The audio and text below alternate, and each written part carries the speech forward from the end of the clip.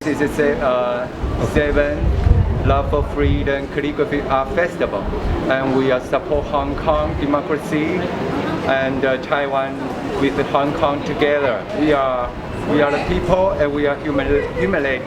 This exhibition has Hong Kongese and Taiwanese.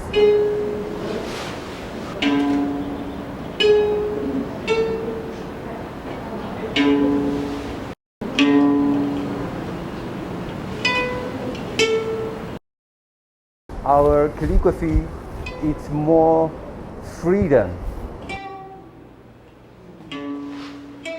I'm very happy to be here in Taipei. This is my first exhibition after my self-imposed exile to Taiwan, and I'm exhibiting my cocktail sculpture series and also a few of my protest art videos from Hong Kong.